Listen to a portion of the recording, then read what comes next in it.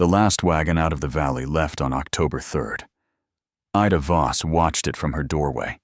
The Kemper family, 4 children, and a dog and everything they owned that fit in a single wagon bed, moving south along the Bitterroot Trail at the pace of people who had decided something and were not looking back. Heinrich Kemper had not stopped to say goodbye. His wife Anna had raised one hand from the wagon seat without turning her head, a gesture that could have meant farewell or apology or simply acknowledgement that she knew Ida was watching. And then the wagon had gone around the bend, where the trail dropped toward the river crossing and disappeared behind the cottonwoods. Ida went back inside and looked at her walls. Every beam, every rafter, every horizontal surface that could be strung with wire or cord had something hanging from it. Braided ropes of dried onion, their papery skins rustling when the door draft moved through the cabin. Flat cedar slat racks hung on wire hooks, holding overlapping rows of dried apple and dried plum, the fruit pieces shrunken and darkened and hard as leather. Bundles of dried herbs, wild bergamot, yarrow, lamb's quarter, tied with twine and hanging in tight clusters from the roof joists. Along the south wall, 6 wooden crates stacked 2 high and covered with cheesecloth held the dried and salted meat she had been processing since July. Venison mostly, 2 haunches of elk, a quantity of dried fish from the creek that she had boned and salted and packed in layers between sheets of birch bark. The Bitterroot Valley settlers had been commenting on this since June. Not kindly. The commentary had begun with the puzzled variety. Why was the Voss widow stringing onions in June when the harvest wasn't done? Why was she building drying racks instead of putting up preserves like every other woman in the valley? Why was she cutting venison into strips and hanging them over her cookfire in August when it was too hot to need the fire for anything else? By August, the commentary had graduated to the openly derisive variety, which in the Bitterroot Valley of 1891 meant men saying things at the Stevensville trading post that their wives repeated to each other with the particular relish that other people's apparent foolishness produces in communities where everyone knows everyone's business. Ole Strand had said Ida Voss was drying herself into poverty, burning fuel all summer for dried meat, when preserved meat in jars kept just as well and looked better on a shelf.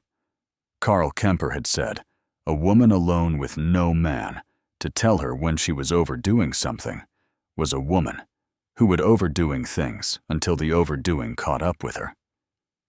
These comments had reached Ida through the relay system that small frontier communities operate without anyone formally organizing it, and she had heard them and said nothing because she had learned in 44 years of living that explaining yourself to people who have decided what you are doing is foolish is a waste of the breath you need for other work.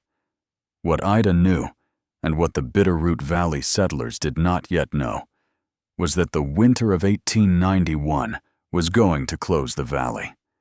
She did not know this the way a prophet knows things.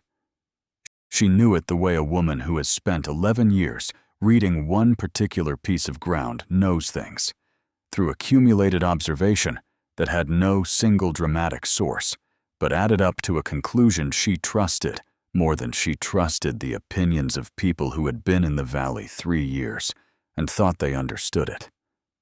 The signs had been building since May. The snowpack on the Bitterroot Range had been heavier than any previous year she had measured it. She measured it by the line of white on the peaks visible from her south window, marking the level on the window frame each May 1st with a pencil line and the year's date. The 1891 line sat 4 inches above the highest previous mark. Heavy snowpack meant late melt. Late melt meant saturated ground going into autumn. Saturated ground meant the river crossing at the valley's south end, already marginal in wet years, would be impassable by November if the autumn rains came early. The autumn rains came early. By the first week of September, the Bitterroot River was running at a level Ida had only seen twice before in 11 years. Brown and fast, and carrying debris from the upper drainage, logs and root masses, and once an entire wooden gate still on its hinges that had come from someone's property upstream. The river crossing at the south end of the valley, where the trail dropped to a ford between two gravel bars, was running chest-high on a horse by the middle of September. By the 1st of October, it was running above saddle height, and the gravel bars were submerged entirely. The valley was not yet cut off. The crossing was dangerous but possible for a determined rider on a good horse willing to swim the last 20 feet. Heinrich Kemper had made that calculation and decided a family of 6 in a wagon could not make it, and had left, while leaving was still possible without swimming. 2 other families had left the week before him for the same reason. Ida had looked at the river in the 3rd week of September and done different arithmetic. She had enough food on her walls and in her 6 crates to sustain herself through 5 months of isolation without resupply. She had calculated this in June when she began the drying program, working from the caloric requirements her father had taught her to calculate on the Norwegian farm where she had grown up, applying them to the dried food yields she was producing, and tracking the accumulation in a small ledger she kept on the shelf above the stove. The ledger said 5 months. The crossing said the valley might be closed for 3. She went back inside and hung another rack of apple slices above the south window. The crossing closed on October 9th. Not gradually. The Bitterroot River had been rising in daily increments that Ida tracked by a stake she had driven into the bank opposite her south window, marking the waterline each morning with a horizontal cut from her skinning knife. On the morning of October 9th, she looked at the stake, and the waterline had moved above the top cut she had made the previous day by 6 inches overnight, which meant the river had jumped rather than risen, and the gravel bar that formed the downstream edge of the ford was now 3 feet underwater and would not resurface until the snowpack above stopped contributing to the drainage. She wrote October 9th in the ledger and drew a line under it, and wrote "closed" and set the ledger back on the shelf. 3 families remained in the valley besides herself. The Alderson family on the north quarter, Jonas and his wife Berta, and their adult son Peter, who had stayed because Jonas was 61 years old and had decided that a difficult winter in a place he knew was preferable to a dangerous river crossing and an uncertain destination. The Novak family in the valley's center, recent arrivals from Bohemia, who had not fully understood the river's behavior when they filed their claim, and who had stayed partly from miscalculation and partly from the stubborn optimism of people newly arrived in a country that has not yet shown them what it can do. And the Strand family on the East Bench, Ole and his wife Margaret, and their 3 children, who had stayed because Ole Strand did not believe the crossing was as bad as the departing families had claimed, and had ridden down to assess it himself on October 7th, and had come back wet to the chest, and had not said much at supper that evening. Ida learned all of this from Peter Alderson, who rode by on October 11th to check on her and to report what he knew of the valley's remaining population. He was a capable young man of 23 who had the practical directness of someone raised by a father who valued information over conversation, and he told her what he knew without embellishment and asked what she needed. She told him she needed nothing. She asked what the Novak family had in their larder. Peter said he did not know precisely, but that the Novaks had arrived in April and had put in a kitchen garden and had done their preserving the standard way: jarred vegetables, some dried beans, a quantity of salt pork they had brought from Stevensville before the crossing closed. He said he thought they had enough for 2 months, maybe 3 if they were careful. He said they had 4 children, the youngest still nursing, which changed the caloric arithmetic considerably. Ida looked at her walls for a moment. She told Peter to tell the Novaks she would send food in 2 weeks and that they should not reduce their portions yet because she would make up the difference. Peter looked at the hanging racks and the stacked crates and the braided onion ropes and did not ask how she could afford to send food she had not been asked for, because the evidence of how was covering every surface of the cabin he was standing in. He rode back north without further discussion. The valley's isolation settled into its rhythms through October. Ida maintained her own routine with the precision of someone who understands that routine is a survival tool in long confinements. The same rising time each morning, the same sequence of tasks, the same walk to the river stake to mark the waterline, the same email entry in the ledger before the evening meal. The waterline continued rising through the first 2 weeks of October, peaked on the 17th at a level that submerged her stake entirely and forced her to drive a new one at higher ground, then held at that level for 11 days before beginning the slow drop that told her the autumn rain contribution had peaked and the river was now running primarily on stored snowpack drainage. She sent food to the Novaks on October 25th. Not the full 2-week supply she had promised. She revised the quantity upward when Peter confirmed that Anna Novak's milk production had dropped in the cold, and the nursing infant was supplementing with thin corn porridge that was not adequate for sustained nutrition at the caloric level an infant required through a Montana October.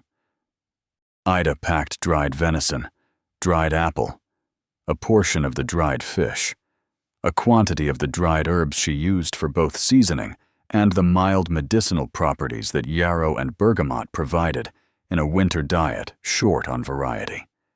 She packed it in a canvas sack and gave it to Peter with a written list of the contents and the recommended daily portions for a family of 6 with a nursing infant, calculated from the same ledger methodology she had been using since June.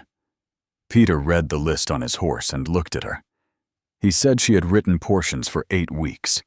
She said she knew. She said she would send another supply in 6 weeks if the crossing was still closed, which she expected it would be.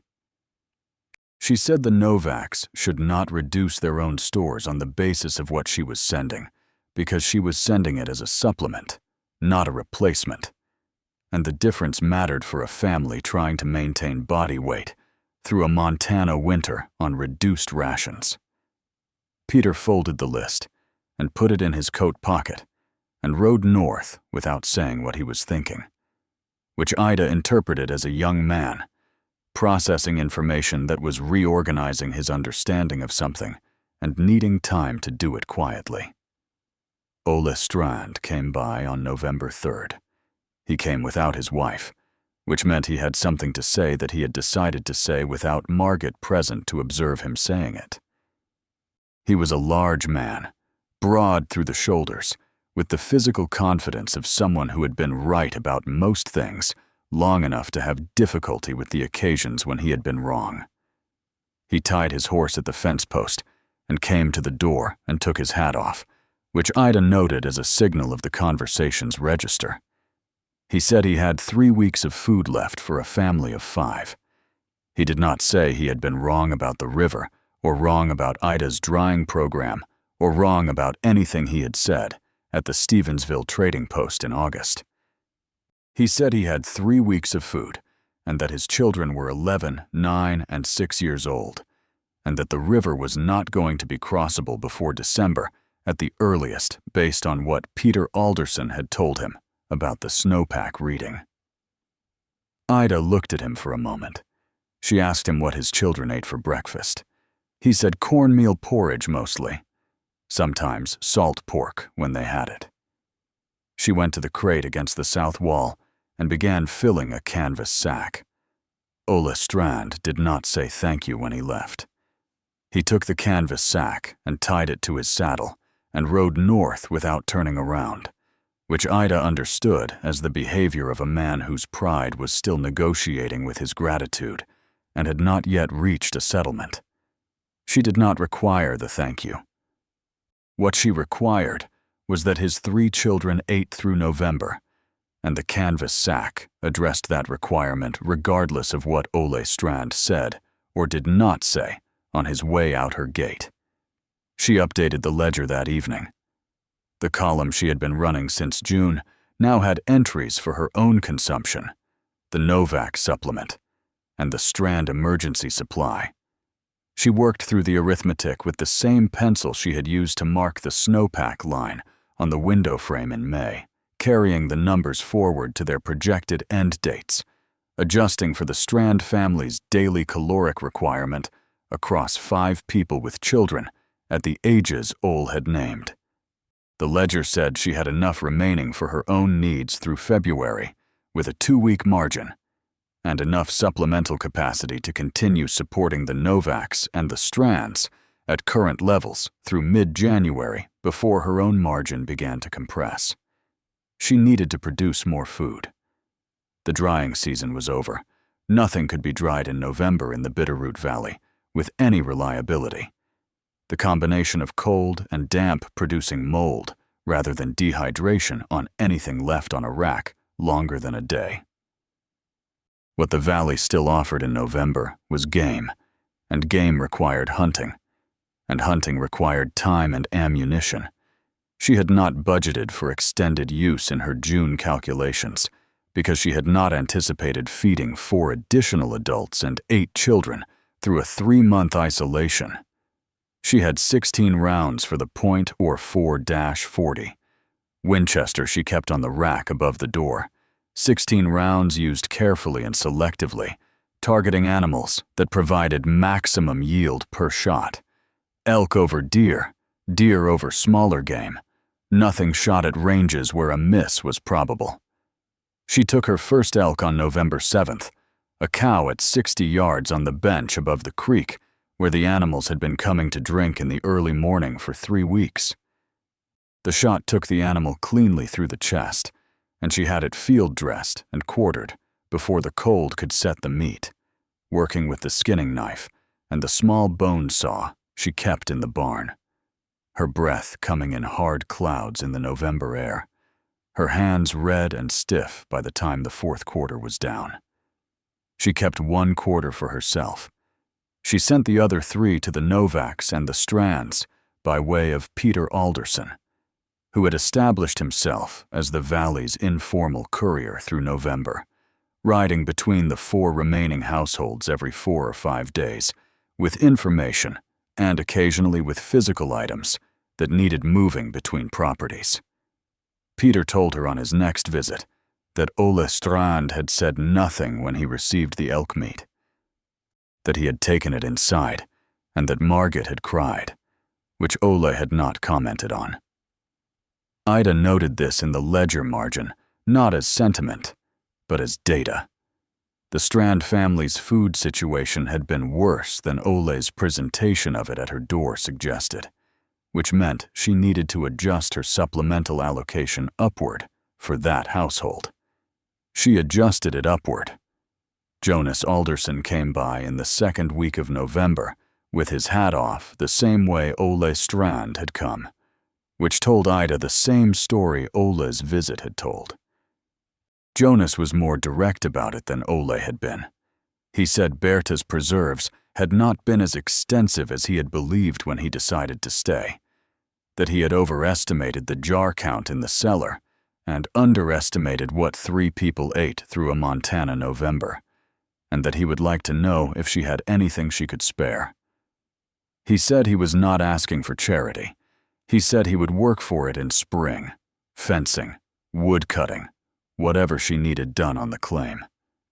Ida told him spring labor was acceptable and handed him a sack.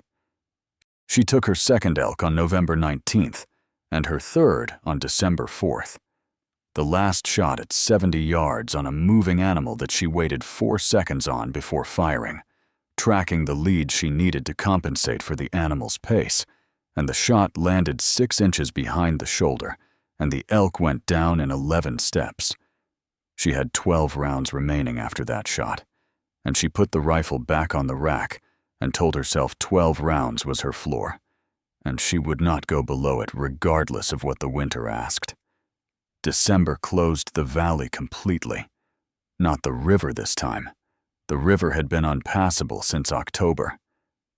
December closed the trail itself, 3 feet of snow on the bench route that was the valley's only alternative to the river ford, consolidated into a surface that a man on horseback could cross, but a wagon could not. The Bitterroot Valley's 4 remaining families were now connected to each other and connected to nothing else until the snow broke. Ida had anticipated this. She had been anticipating it since May, when she marked the snowpack line on the window frame and saw what the winter intended to do. The ledger running on the shelf above the stove represented 6 months of that anticipation, converted into dried venison and dried apple and braided onion and salted fish, and the careful arithmetic of a woman who had read the ground she lived on long enough to know what it was telling her, and had acted on what she knew before anyone else in the valley believed there was anything to act on. Christmas came and went without ceremony. Ida ate dried venison and dried apple, and a portion of the preserved plum she had been rationing since November, and she sat by the stove in the evening and read from the single book she owned, a Norwegian Bible her mother had given her when she left the farm at 19, its cover worn to bare board at the corners, its pages marked at intervals with the pressed flowers her mother had tucked between the leaves before she closed it for the last time. Peter Alderson brought news in the first week of January that the Novak infant had recovered the weight it had lost in October and was nursing adequately again. He said this in the plain empipu, informational way he brought all news, but Ida noticed that he said it first before anything else he had to report, which told her it was the piece of news he had been most interested in delivering. She noted it in the ledger. Novak infant, weight recovered. January 6th. The river crossing reopened on February 14th. Ida knew it before anyone rode to check. The waterline stake she had been marking all winter had been dropping since the first week of January and had reached the level she associated with a fordable crossing on the 12th. She rode down on the 14th and tested it herself, walking her horse into the current at the upstream edge of the old ford and feeling the gravel bar surface under the hooves through the reins, solid and shallow, the water running cold and fast, but clearing her stirrups by 6 inches at the deepest point. She rode back to the cabin and updated the ledger. February 14th, crossing open. She had 14 rounds left in the Winchester and a 2-week food margin remaining in her own stores. She had supplied 3 families through 4 months of valley isolation. The Novak infant was gaining weight. Ole Strand's children had eaten every day of the winter. Jonas Alderson would owe her spring labor and had already sent Peter to ask what she wanted done first. She turned to the next blank page in the ledger. The snowpack line on the window frame said the spring melt would be early.